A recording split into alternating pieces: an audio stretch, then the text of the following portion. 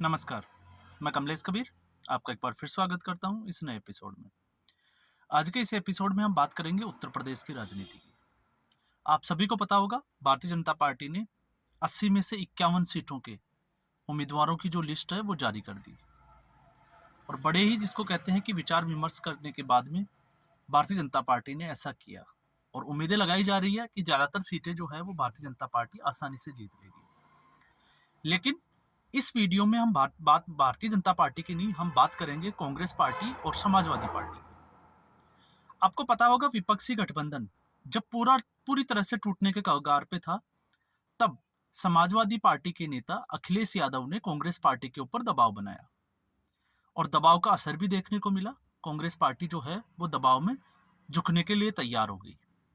और कांग्रेस पार्टी का समझौता हो गया समाजवादी पार्टी के साथ। आखिरकार सीटों का बंटवारा भी हो गया। ज्यादातर जो सीटें हैं उनमें समाजवादी पार्टी जो है वो चुनाव लड़ेगी। कांग्रेस पार्टी को उसके मुकाबले बहुत कम सीटें मिली है और ऐसा इसलिए क्योंकि कांग्रेस पार्टी का वजूद उत्तर प्रदेश में जो है वो अब ना के बराबर हो गया। और आपने इसका एक एग्जाम्पल आपने देखा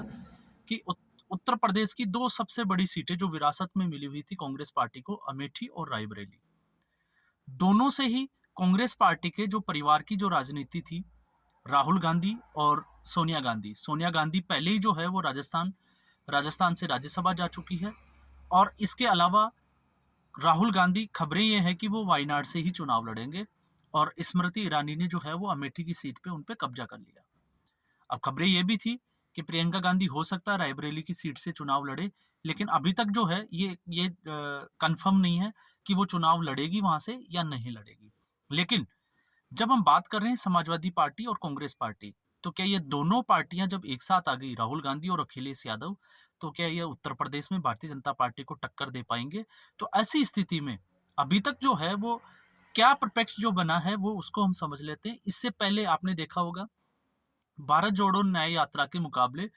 अखिलेश यादव ने उत्तर प्रदेश में एक यात्रा, या इसको हम कहें कि एक नारा दिया था, पीडीए। पीडीए का फुल फॉर्म पिछड़ा, दलित और अल्पसंख्यक।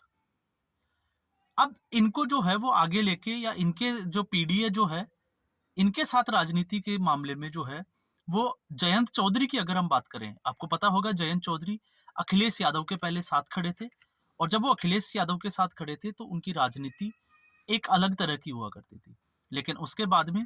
जब चौधरी चरण सिंह को भारत रत्न देने की घोषणा की गई, तो अजीत जैन चौधरी जो है वो अपनी पार्टी के साथ एनडीए में शामिल हो गए और एनडीए में शामिल होने के बाद में उन्होंने जो राजनीतिक परिपक्वता दिखाई, अब इसकी कोई भी वजह हो सकती है। वजह जो है वो राजनीतिक विश्लेषक ये भी मानते हैं कि प्रधानमंत्री जब परिवारवाद और भ्रष्टाचार पे जो है वो वार करते हैं, तो ऐसी स्थिति में जयंत चौधरी ने अपनी जो पारंपरिक जो सीट थी, जहां से चौधरी चरण सिंह चुनाव लड़ते थे, जहां से उनके पिताजी अजीत सिंह चुनाव लड़ते थे, बागपत की सीट, वो भी उन्होंने सांगवान को दे दी। तो आप इससे अंदाजा लगा सकते हैं कि जयंत चौधरी जो है वो राजनीति में अब कितनी परिपक्वता दिखा रहे हैं। वो दूरदृष्टि के साथ जो है वो इस बार चुनावी मैदानों में उतर आए। उन्होंने, जहां अखिलेश यादव पीडीए की बात करते थे, पिछड़ा, दलित और अल्पसंख्यकों की, तो वहां पे जयंत चौधरी ने 2 कदम आगे सोचते हुए एक जगह से जो है वो गुर्जर को टिकट दिया, आपको पता होगा। एक जगह से उन्होंने जो है वो सांगवान को टिकट दे दिया। तो उनका ये दर्शाता है कि वो चाहते तो अपनी जो है वो पत्नी को भी टिकट दे सकते थे, खुद भी चुनाव लड़ सकते थे, लेकिन उन्होंने बागपत से ऐसा नहीं किया। अपनी जो विरासत की जो सीट थी, वो भी किसी दूसरे नेता को दी, जो उनके परिवार के बिल्कुल करीबी माने जाते हैं। अब जयंत चौधरी, इससे जो है वो किसान आंदोलन के बाद में एक जिसको कहते हैं कि एक आवाज मुखर हुई थी कि किसान जो है,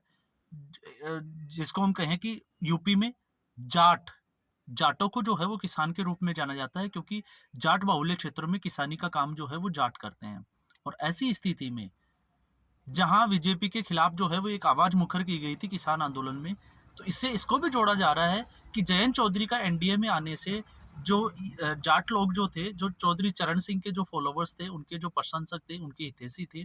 अब वो जो है उनका सोचने का तरीका, या इसको हम कहें कि वो भी एनडीए के साथ जाने के लिए तैयार हो गए हैं। तो ऐसी स्थिति में अखिलेश यादव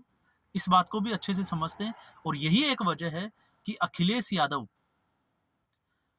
जहां कांग्रेस पार्टी ये चाहती है कि उनका गठबंधन मायावती के साथ हो जाए, वहीं अखिलेश यादव ये चाहते हैं कि उनका गठबंधन जो है वो मायावती के साथ ना हो। और अगर ऐसी स्थिति में कांग्रेस अगर मायावती के साथ जाती है तो फिर अखिलेश यादव जो है वो ना हाँ कर रहे हैं, जिसको हम कहें कि पहले आपकी राजनीति हो रही है। दोनों ही पार्टियां ये चाहती है कि गठबंधन का हिस्सा ना रहे, लेकिन मजबूरियां हैं, क्योंकि अंत भला तो सब भला, वो वाली बात आपको याद आ गई होगी। तो इस मौके पे अब ये मुश्किल क्यों है? क्योंकि अखिलेश यादव की पार्टी एमवाई फैक्टर पे काम करती है। एमवाई मुस्लिम और यादव, और जो मुस्लिम और यादव जो सीटों पे जहाँ पे इसकी ज़्यादा संभावनाएं होती है, जहाँ प्रबल जीत, जैसे मैनपुरी हो गया आपका, संभल का क्षेत्र हो गया, जहाँ से ये लोग चुनाव लड़ते हैं। अगर मायावती कांग्रेस पार्टी के साथ आ जाती है तो अखिलेश यादव को ये डर है कि उनका मुस्लिम वोट बैंक जो अभी तक बना हुआ है वो उनके हाथ से छिटक जाएगा, या उसका शिफ्ट होने का डर है। और कांग्रेस पार्टी के जो है वो अखिलेश यादव को इसलिए शूट करती है क्योंकि कांग्रेस जो है वो शुरू से ही, जब से कांग्रेस सत्ता में आई है भारत के आज़ाद होने के बाद में, तब से कांग्रेस पार्टी जो है वो कहीं ना कहीं मुस्लिम के लिए सॉफ्ट कॉर्नर रखती है, मुस्लिम तुष्टीकरण की राजनीति करती है। तो ऐसी स्थिति में उनको नुकसान होने वाला है नहीं। लेकिन इसमें इस बार जो है वो असदुद्दीन ओवैसी जो है वो मैदान में कूद पड़े हैं। और जैसे ही ओवैसी की बात आती है, आपको पता होगा, सारी विपक्षी पार्टियां जो है वो एक सुर में ताल मिलाती है और वो आरोप लगाती है असदुद्दीन ओवैसी पे कि वो भारतीय जनता पार्टी की बी टीम की तरह काम करते हैं।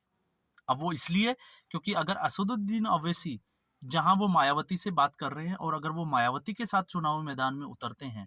तो ऐसी स्थिति में कहीं ना कहीं अगर वो डेंट करेंगे तो वो करेंगे कांग्रेस पार्टी और अखिलेश यादव की समाजवादी पार्टी को। और फिर अगर उनका वोट बैंक शिफ्ट हो जाता है, ऐसा इसलिए क्योंकि एमवाई फैक्टर जहाँ पे हैं, वहाँ पे मुसलमान और यादव इनके वोटों की अगर हम गिनती की बात करें तो वो 50% से ऊपर चली जाती है, इसलिए समाजवादी पार्टी जो है वो वहाँ पे आसानी से जीत जाती है। लेकिन इस बार अगर असदुद्दीन अवैसी अगर चुनावी मैदान में आ जाते हैं, और उम्मीदें ये भी लगाई जा रही है कि वो 17 से 18 या 20 सीटों के आसपास जो है वो अपने कैंडिडेट खड़े कर सकते हैं मायावती के साथ मिलकर। हालांकि मायावती जो है वो पहले ही घोषणा कर चुकी है कि वो कांग्रेस और समाजवादी पार्टी के साथ गठबंधन में नहीं जाएगी, क्योंकि मायावती को ये डर लगा है कि उनका कहीं मुस्लिम वोट बैंक जो है, क्योंकि मायावती की जो राजनीति है वो दलित और मुस्लिम वोट बैंक के ऊपर टिकी हुई है, तो वो उनको शिफ्ट होने का जो है वो डर बना हुआ है। तो ऐसी स्थिति में असदुद्दीन अवैसी की एंट्री जो है वो बड़ी रोचक हो जाती है, और उसका सीधे तौर से फायदा जो है वो होता हुआ दिखाई दे रहा है भारतीय जनता पार्टी को, क्योंकि भारतीय जनता पार्टी तो ये बिल्कुल चाहेगी कि एक ऐसा गठबंधन बने जिसमें इनके वोट जो है वो आपस में जिसको कहें कि एक दूसरे के पार्टी में शिफ्ट होना शुरू हो जाए। क्यों? क्योंकि असदुद्दीन ओवैसी के आने से एएमआईएम जो एक मुस्लिम पार्टी है, उससे अगर वोट बैंक अगर शिफ्ट होके बहुजन समाजवादी की पार्टी के साथ चला जाता है, तो फिर समाजवादी पार्टी और कांग्रेस पार्टी का वोट बैंक बढ़ जाएगा, और ऐसी स्थिति में सीधे तौर से जो है वो फायदा होगा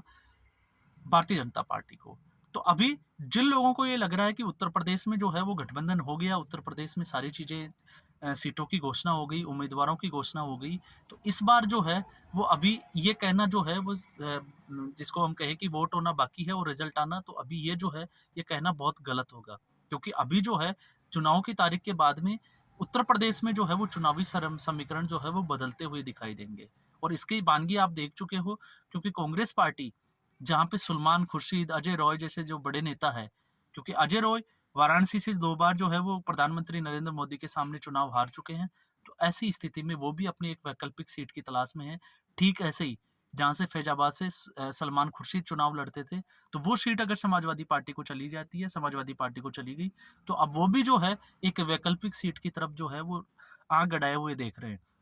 लेकिन कांग्रेस पार्टी के बड़े नेता जो है वो पहले ही जा चुके हैं, तो इससे जो है वो अब इस बार जो है वो चुनाव उत्तर प्रदेश में भी बड़ा रोचक होने वाला है। तो आज के एपिसोड में इतना ही। मैं उम्मीद करूंगा आपको ये एपिसोड पसंद आया होगा। पसंद आया लाइक करें, शेयर करें, चैनल जरूर सब्सक्राइब करें, और फिर हम एक नए एपिसोड में नए मुद्दे के साथ हाजिर होंगे। तब तक के लिए आप हमें इजाज़त दीजिए। धन्यवाद।